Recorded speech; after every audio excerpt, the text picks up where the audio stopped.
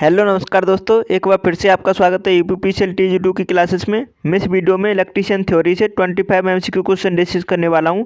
जो आपकी परीक्षा में पूछे जा रहे क्वेश्चन है उन्हीं में से इंपॉर्टेंट क्वेश्चन है। चलिए स्टार्ट करते हैं।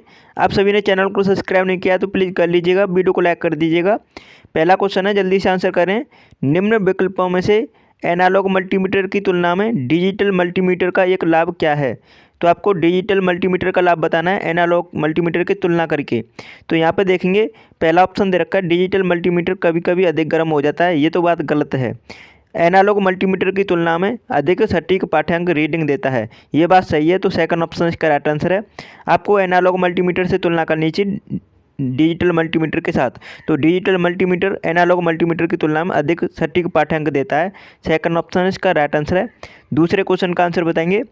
केबल के परावैद्युत डाइइलेक्ट्रिक में प्रतिबल की समकारी प्रक्रिया को डैश कहा जाता है। तो इसने बोला है मतलब जो डाइइलेक्ट्रिक प्रतिबल की समकारी प्रक्रिया, तो उसे क्या कहा जाता है? उसे कहते हैं, क्या कहते हैं? केबल की ग्रेडिंग। तो ग्रेडिंग करना, केबल की ग्रेडिंग करना उसे कहते हैं। तो तीसरा ऑप्शन इसका राइट आंसर है। अगले क्वेश्चन का आंसर बताएंगे। तीसरे क्वेश्चन का आंसर बताएं। कौन सा पैरामीटर AC सर्किट से संबंधित नहीं है? तो आप सभी को पता है AC सर्किट में क्या क्या होता है। RMS वैल्यू होती है, फॉर्म फैक्टर होता है, पीक टू पीक वैल्यू होती है। लेकिन राइट आंसर है इसका कल्टीवेशन ऑफ वेव, ये नहीं है। तो इसका राइट आंसर है सेकंड ऑप्शन। नेक्स्ट क्वेश्चन का आंसर बताएंगे। चौथा क्वेश्चन है, किस प्रकार के लोड की प्रवृत्ति अग्रगामी पावर फैक्टर का उत्पादन है? तो आपको बताना है लीडिंग पावर फैक्टर किस टाइप के लोड में प्राप्त होता है।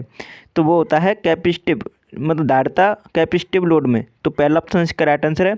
और lagging power factor inductive load में।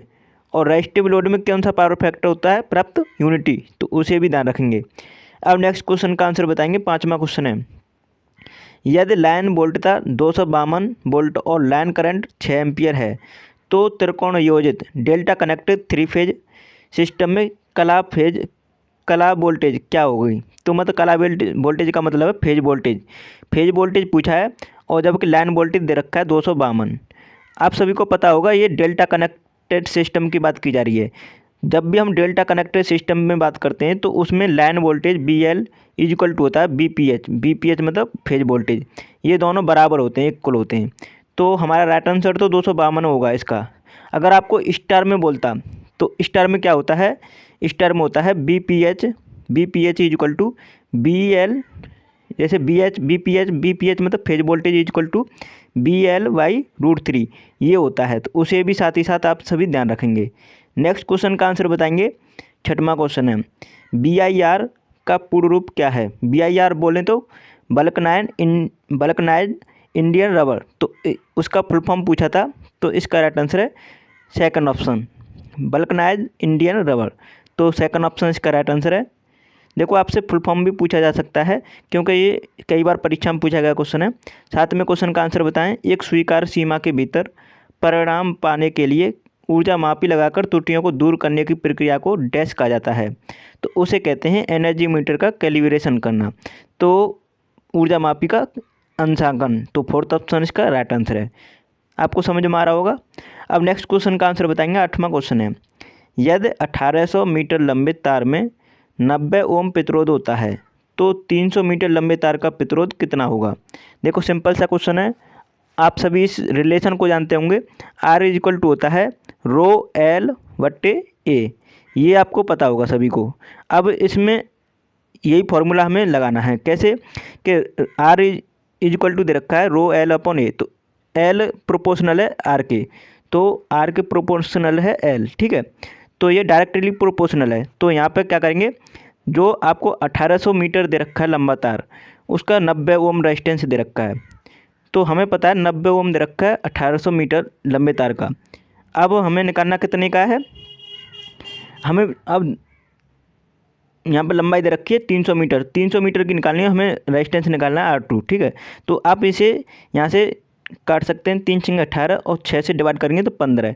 तो R2 इक्वल टू आ जाएगा 15 ओम। तो 15 ओम इसका राइट आंसर है, जो कि आपको सेकंड ऑप्शन में करेक्ट आंसर दे रखा है। इस तरह इजीली सॉल्व कर सकते हैं। नेक्स्ट क्वेश्चन का आंसर बताएंगे। 9वां क्वेश्चन है, DC जनरेटर की प्रतिवर्ती हानि नेत हानि के बराबर हो तो इसकी दक्षता के संबंध में निम्न में से कौन सा कथन सही है। देखो उसने बोला है जब भी वेरिएबल लॉसेस कांस्टेंट लॉसेस के बराबर हो जाती हैं डीसी जनरेटर में तो उसकी एफिशिएंसी कितनी होती है, अधिकतम होती है, तो मैक्सिमम एफिशिएंसी होती है। पहला ऑप्शन इसका राइट आंसर है। अगले क्वेश्चन का आंसर बताएंगे। 10वां क्वेश्चन है, जल्दी से आंसर करें। डीसी जनरेटर के स्प्लिट रिंग से डैश से बने होते हैं।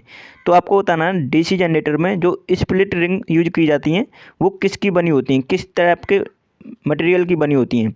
तो वो बनी होती हैं कर्षित कठोर तांबा की, हार्ड ड्राउन कॉपर की। ठीक है, तो फोर्थ ऑप्शन इसका राइट आंसर है, ध्यान रखेंगे, इंपॉर्टेंट क्वेश्चन है। 11वें क्वेश्चन का आंसर बताएं सभी। सजावटी दीप और श्रेणी प्रकाश व्यवस्था सिस्टम के अनुक्रमिक सूचन अर्थात चालू करने के लिए इस्तेमाल किए जा सकने वाले स्विच को क्या कहा जाता है। तो उसे किस टाइप के स्विच कहा जाता है, तो उसे कहते हैं टम्बलर स्विच। तो सेकंड ऑप्शन इसका राइट आंसर है। अच्छा, 2 वे स्विच का यूज कहाँ किया जाता है, आप सभी कमेंट में बताएं। 12वां क्वेश्चन है, डायरेक्ट लाइटनिंग शेडेड सिस्टम में वस्तु पर कितना प्रकाश आता है। तो आपको बताना है यहाँ पर डायरेक्ट लाइटनिंग सिस्टम नहीं है बल्कि यहाँ पर सेमी डायरेक्ट लाइटनिंग सिस्टम बोलेंगे आप, सेमी डायरेक्ट लाइटनिंग सिस्टम। ठीक है, सेमी डायरेक्ट लाइटनिंग सिस्टम से संबंधित ये क्वेश्चन है क्योंकि हम इसे और कोई नहीं समझ सकते, यहाँ पर सेमी कट गया है। ठीक है, तो सेमी डायरेक्ट लाइटनिंग सिस्टम में क्या होता है 60 से 90% प्रकाश वस्तु पर पड़ता है।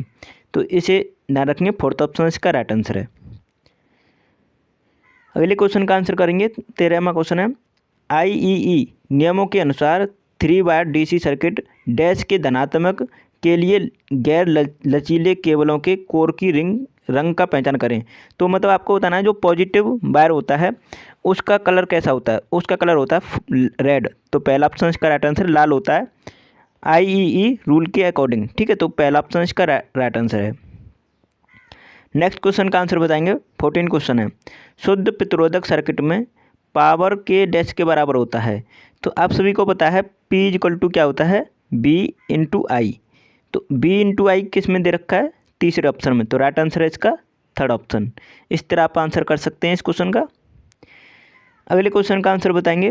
15वां क्वेश्चन है, उस मशीन की पहचान करें जिसके हिस्से आर्मेचर, क्रोड, शाफ्ट, योक और कम्यूटेटर्स हैं। तो आपको बताना है जो मतलब कौन सी मशीन में यूज किए जाते हैं, कोर, शाफ्ट, योक और कम्यूटेटर। बताओ किस टाइप की मशीन में यूज किए जाते हैं। तो ये किए जाते हैं डीसी जनरेटर में, सभी को पता है, पहला ऑप्शन इसका राइट आंसर है। नेक्स्ट क्वेश्चन का आंसर बताएंगे। 16वां क्वेश्चन है, जल्दी से आंसर करें। छोटे ट्रांसफार्मर में हाई वोल्टेज के लिए किस प्रकार के वाइंडिंग का उपयोग किया जाता है।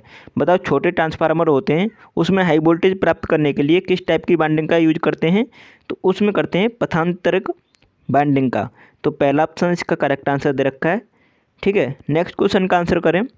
17वां क्वेश्चन है, निम्नलिखित में से कौन सा 3 फेज इंडक्शन मोटर में सिंगल फेजिंग का प्रभाव नहीं है। तो बताओ कौन सा नहीं है इनमें से। तो पहला दे रखा है मोटर करंट औसत करंट से 2.5 गुना बढ़ रही है। तो ये तो बात सही है क्योंकि जब मतलब 3 फेज वाली इंडक्शन मोटर जब सिंगल फेजिंग पर चलती है तो उसका करंट तो बढ़ेगा ही। अब उसके बाद मोटर हीटिंग नहीं बढ़ा सकती। उसके बाद यहाँ पर देखें मोटर चालू स्थिति में चलती रहेगी, ये बात इसमें सही नहीं है। ठीक है, तो सेकंड ऑप्शन इसका राइट आंसर है। अगले क्वेश्चन का आंसर बताएंगे। 18वां क्वेश्चन है, बैकलाइट एक है, बैकलाइट क्या है बताओ। तो बैकलाइट एक इंसुलेटर है। तो राइट आंसर है इस क्वेश्चन का सेकंड ऑप्शन। नेक्स्ट क्वेश्चन का आंसर करेंगे। 19वां क्वेश्चन है, जल्दी से आंसर करें इस क्वेश्चन का। कौन सी मशीन डीसी विद्युत पावर को यांत्रिक पावर में परिवर्तित करती है। तो इसने पूछा है जो कौन सी डीसी मशीन है जो इलेक्ट्रिकल पावर को मैकेनिकल पावर में कन्वर्ट करती है। जल्दी से आंसर करें। तो वो है आपका क्या है, डीसी मोटर। डीसी मोटर का कार्य क्या है, जब हम उसे डीसी सप्लाई प्रोवाइड करते हैं तो हमें मैकेनिकल पावर प्रोवाइड करती है। तो फोर्थ ऑप्शन इसका राइट आंसर है। अब जनरेटर का कार्य क्या है, जनरेटर को हम मैकेनिकल पावर देते हैं और इलेक्ट्रिकल पावर हमको प्रोवाइड करता है। ठीक है, तो उससे भी ध्यान रखेंगे। नेक्स्ट क्वेश्चन का आंसर करेंगे। 20वां क्वेश्चन है, अर्थिंग रॉड बनाने के लिए किस प्रकार की सामग्री का उपयोग नहीं किया जाता है? बताओ किस प्रकार की सामग्री का उपयोग नहीं किया जाता है अर्थिंग रॉड बनाते हैं जब? तो उसमें हम कार्बन बधित बहुलक इसका यूज नहीं करते हैं। तो पहला ऑप्शन इसका राइट आंसर है, ध्यान रखेंगे। जबकि यहाँ पे तांबा स्टील से बंधा हुआ, जस्ती लोहा, स्टेनलेस स्टील, इन तीनों का यूज किया जाता है। 21वें क्वेश्चन का आंसर करेंगे सभी। विद्युत की गति कितनी होती है? तो बताओ विद्युत की गति कितनी होती है? जल्दी से आंसर करें। 1,86,000 मील पर सेकंड। तो पहला ऑप्शन इसका राइट आंसर है, ध्यान रखेंगे इसे। 22वें क्वेश्चन का आंसर करें। IEE नियम वर्णन अभिनिर्धारण IEE रेगुलेशन कलर आइडेंटिफिकेशन के अनुसार 3 फेज AC सर्किट का बाई फेज डैश होता है।